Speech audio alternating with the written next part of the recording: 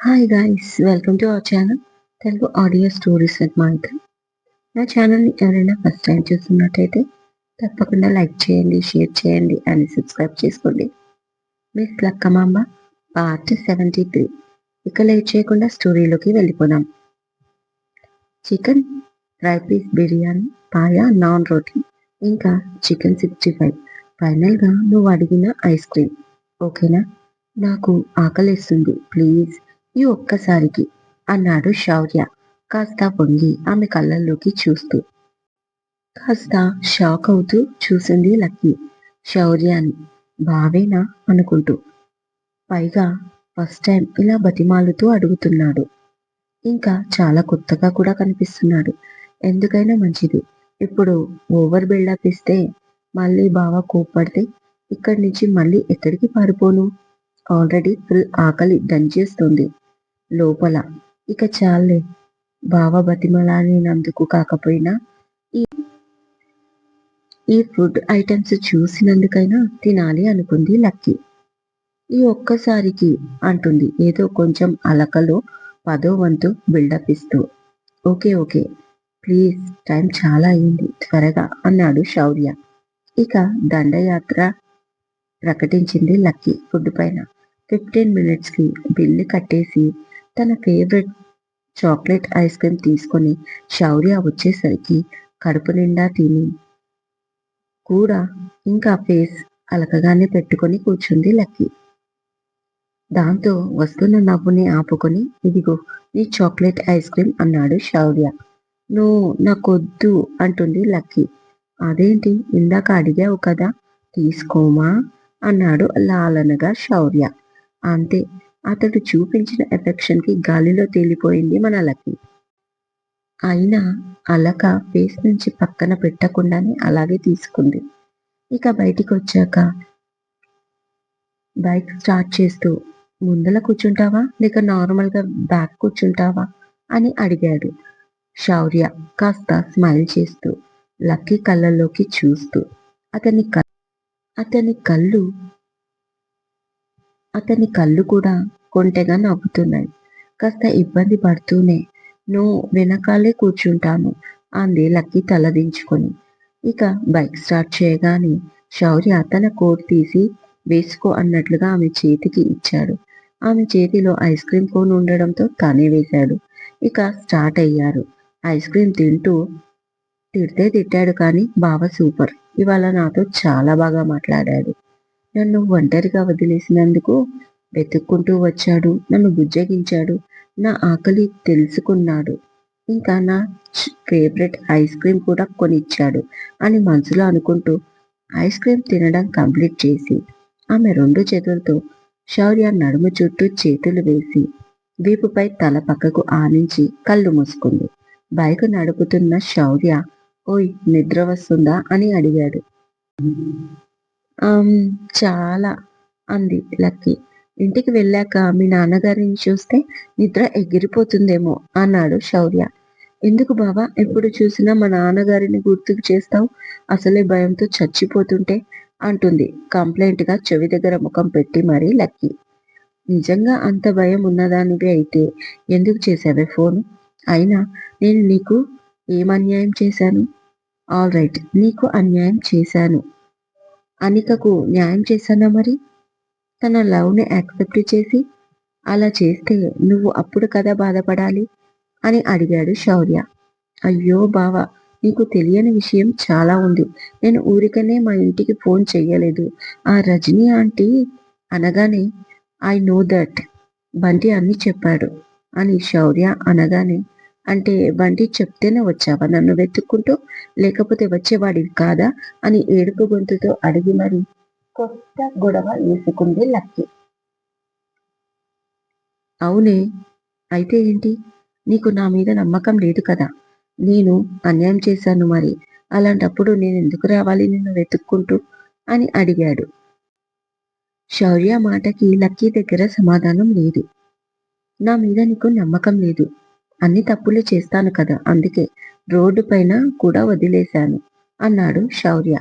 No బాబా, నువ్వంటే నాకు చాలా నమ్మకం ఉంది అంది లక్కీ. ఎప్పటినుంచి? జస్ట్ ఇందాక పికప్ చేసుకున్నప్పటి నుంచా అని అడిగాడు కోపంగా శౌర్య.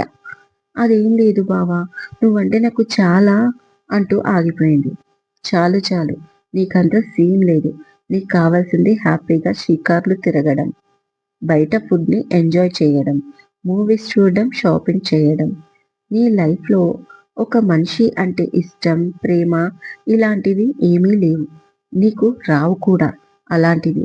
కాకపోతే అనిక నీ రూమ్ తీసుకున్నందుకు నీకు కోపం. అది మనసులో పెట్టుకొని వాళ్ళ మదర్ మాటలు విని ఏదో అర్థం చేసుకొని వెంటనే మీ ఇంటికి ఫోన్ చేశావు. అంతే కదా! అన్నాడు శౌర్య. నో బావా, మీరంటే నాకు చాలా ఇష్టం. నాకు చెప్పడం రాదు అంటూ రాగం తీస్తూ అంది. నువ్వు చెప్పినా నాకు వద్దు అన్నాడు శౌర్య కూడా రాగం తీస్తూ. బావా ప్లీజ్ బైక్ ఆపు. బావా ప్లీజ్ బైక్ ఆపు. బైక్ ఆపుతావా లేదా అంటూ అరుస్తుంది. ఏమైంది వాష్రూమ్? అక్కడే వెళ్ళొచ్చు కదా అంటూ బైక్ ఆపాడు శౌర్య. నో, అన్ని రాంగ్ గానే అనిపిస్తాయి నీకు అంటూ బైక్ తీసి కోటు విప్పేసి అతని ముఖానికేసి కొట్టి, ఒక్కసారి నా ముఖం చూసి చెప్పు. నేను అనిక నా రూమ్ తీసుకుందన్న కోపంతో మా ఇంటికి ఫోన్ చేశానా? అలా అయితే మీరు ఆ రూమ్ ఆ అమ్మాయికి ఇచ్చినప్పుడే ఫోన్ చేసేదాన్ని కదా! ఇవాళ ఎందుకు చేశాను? మీకు అర్థం కాలేదా? అని గట్టిగా అరుస్తూ రోడ్డు పైన ఏడుస్తుంది లక్కీ. ఆ మాటలు వింటూ చేతులు కట్టుకొని అలాగే బైక్‌పై కూర్చొని సీరియస్‌గా చూస్తున్నాడు శౌర్య. కేవలం రూమ్ కోసమే ఏడ్చేదాన్ని అయితే అప్పుడే ఏడ్చేదాన్ని. ఆ ఇల్లు మొత్తం నాది అనుకున్నాను కాబట్టే తను జస్ట్ గెస్ట్‌గా కొద్ది రోజులు ఆ రూమ్‌లో ఉంటుందని వదిలేశాను. కాకపోతే ఇవాళ అనిక వాళ్ళ మదర్ మీ క్యారెక్టర్ గురించి మాట్లాడింది. దాంతో ఏడుపొచ్చింది. అబ్బాయిలందరూ అంతే. పైకి ఒకలా కనిపిస్తారు. బయటికి వెళ్తే మరో రూపం ఉంటుంది అన్నట్లుగా మాట్లాడింది ఆవిడ. అందుకే మీ క్యారెక్టర్ మీద డౌట్ వచ్చి అమ్మకి చెప్పుకుందామని కాల్ చేశాను. నిజానికి అత్తకు కూడా చెప్పుకోవచ్చు. కానీ అత్త మీకు మదర్ కదా! ఎలా చెప్పాలి? ఇక అమ్మమ్మ నా మాటలు పట్టించుకోదు. ఎవరికి చెప్పుకోవాలి అర్థం కాలేదు. అందుకే అమ్మ గుర్తుకొచ్చి కాల్ చేసి ఏడుద్దామంటే నా ఏడుపు కాస్త మా నాన్నగారు విన్నారు. అంతే తప్ప వేరే ఉద్దేశ్యం లేదు నాకు అంటూ ఏడుస్తూ ఫుట్‌పాత్ పైన కూర్చుండిపోయింది లక్కీ. కాసేపు తనని అలాగే చూస్తున్నాడు. ఆ తర్వాత దగ్గరికి వెళ్ళి పైకి లేపి గట్టిగా హగ్ చేసుకున్నాడు శౌర్య. మరిప్పుడు నా క్యారెక్టర్ పైన డౌట్ రావట్లేదా? అని మెల్లిగా అడిగాడు. తన తలని పైకి ఎత్తి కళ్ళు తుడుస్తూ శౌర్య. లేదు అంది లక్కీ వెక్కుతూ. ఏం లేదు? నా క్యారెక్టర్ మీద నమ్మకం లేదా? అని అడిగాడు. కన్‌ఫ్యూజ్‌గా అతన్ని చూస్తూ కాదు బావ, ఆవిడ మాట్లాడిన మాటలు అబద్ధం. తన కూతుర్ని తీసుకెళ్ళడానికి అలా మాట్లాడింది. మీరంటే నాకు చాలా ఇష్టం, నమ్మకం. మీకు తెలీదు. కానీ నాకు ఏది కావాలన్నా ఎక్స్‌ప్లెయిన్ చేయడం రాదు. మా నాన్నగారు చిన్నప్పటి నుంచి నా మాట ఏది వినేవారు కాదు. అసలు మాట్లాడనిచ్చేవారే కాదు. చాలా పద్ధతిగా పెంచుతున్నాను అని నన్ను అడ్డగోలుగా పెంచేశాడు. అందుకే నేను ఏది ఎక్స్‌ప్లెయిన్ చెయ్యలేను. ఒక్క ఫుడ్ విషయంలో తప్ప. అది కూడా అత్త దగ్గరే అంటూ ఏడుస్తుంది లక్కీ. తను అలా ఏడుస్తుంటే శౌర్యకి చాలా బాధ కలిగింది. వెంటనే తనని గట్టిగా హగ్ చేసుకొని ఇక చాలు ఏడవకు అంటూ కళ్ళు తుడిచి ఆమె ఫోర్‌హెడ్ పైన కిస్ చేసి ఇప్పుడు నా పైన నమ్మకం ఉంది కదా! నేను ఏది చేసినా మా బావ తప్పు ఎప్పుడు చెయ్యడు అనుకోవాలి అన్నాడు శౌర్య. లక్కీ చెప్పలేని విషయాన్ని అతన్ని చెప్తుంటే యస్ బావ అదే ఉంది. ఊరికనే మీ ఫ్రెండ్ కౌశిక్ అండ్ డిపార్ట్మెంట్ మీకు సపోర్ట్ చేస్తుందా? మరీ ముఖ్యంగా అత్త మిమ్మల్ని ఒక్క మాట కూడా అనలేదు. అట్‌లీస్ట్ ఏం జరిగింది అని కూడా అడగలేదు. ఇందులోంచి బయటపడమని చెప్పింది. అప్పుడే అనిపించింది మీరు ఏ తప్పు చెయ్యలేదని. కానీ అనిక మదర్ అనగానే ఆమె టాపిక్ వద్దు మన మధ్య అన్నాడు శౌర్య. లక్కీ మాట పూర్తి కాకముందే. అవును బావ, వద్దు. ఇక ఎప్పుడూ వద్దు. వాళ్ళు అసలు మన మధ్య వద్దు ప్లీజ్ నన్ను మా నాన్నగారు ఇంటికి తీసుకెళ్లకుండా ఏదైనా చెయ్యండి. ఇకపైన నేను బుద్ధిగా ఉంటాను. శ్రద్ధగా చదువుకుంటాను. ఇక్కడే ఉంటాను. మీతోనే ఉంటాను. మీరంటే నాకు చాలా ఇష్టం. అండ్ సేమ్ టైమ్ మీరిద్దరు కూడా గొడవ పడకండి. నాకు మీతో పాటు నాన్నగారు కూడా కావాలి. నాకు ఇద్దరు కావాలి. ఇప్పుడు నాన్నగారు నన్ను అసహించుకుంటే అమ్మకి కూడా దూరం చేసేస్తాడు. పాపం అమ్మ తనంటే నాకు చాలా ఇష్టం. ఆ మాట కూడా నేను ఎప్పుడూ ఆమెకి చెప్పలేదు. ఇలాంటి సిట్యుయేషన్‌లో అమ్మ బాగా గుర్తుకొస్తుంది.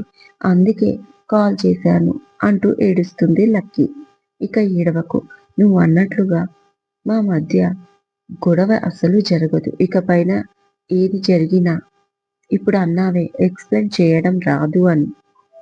నేనంటే నీకు చాలా ఇష్టం, నమ్మకం అని. అది నేను కూడా నమ్మాలి. అలా అని నేను నమ్మాలి అంటే నువ్వు కూడా నా ముందు నిన్ను నువ్వు ప్రూవ్ చేసుకోవాలి అని శౌర్య అనగానే, మీరు నమ్మేలా నేనేం చేయాలి బావ చెప్పండి. అది చేస్తాను అంటుంది లక్కీ సిన్సియర్‌గా. అదే నువ్వు చెప్తున్న నా మీద నీ ఇష్టం, నమ్మకం కంటిన్యూ చెయ్యి. రేపు ఏది జరిగినా నువ్వు నా మీద నమ్మకం ఉంచు. అస్సలు రియాక్ట్ అవ్వకూడదు. మమ్మీ నాకు సపోర్ట్ చేసినట్టే నీ సపోర్ట్ కూడా నాకు అవసరం లక్కీ. అర్థమైందా? ఎంతటి మగాడైనా ఇంట్లో గెలిచే బయట గెలవాలి. అప్పుడే వాడు పర్ఫెక్ట్ ఫ్యామిలీ మ్యాన్ అవుతాడు.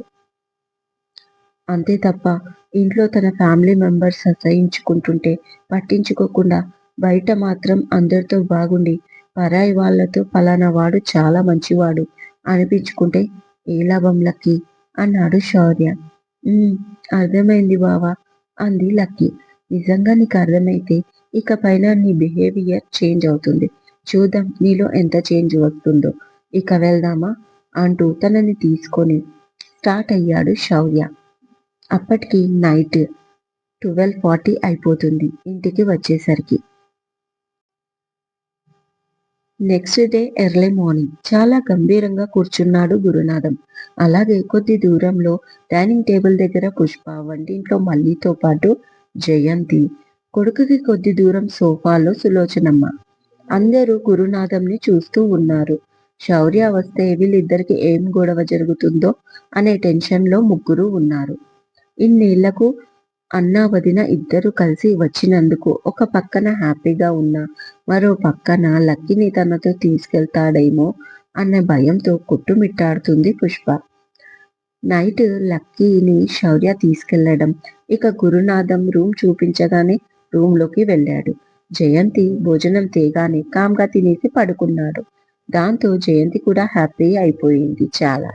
మొత్తానికి తన ఆడపడుచుతో 4 రోజులు గడపొచ్చు అని ఆనందపడింది. అత్త, కోడళ్ళు, ఆడపడుచు ఒకే రూమ్‌లో పడుకున్నారు.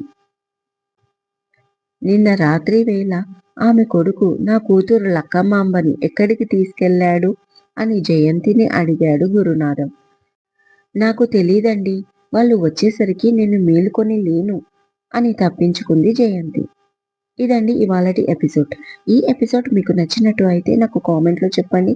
అలాగే లైక్ చేయండి, షేర్ చేయండి, హైప్ ఇవ్వండి.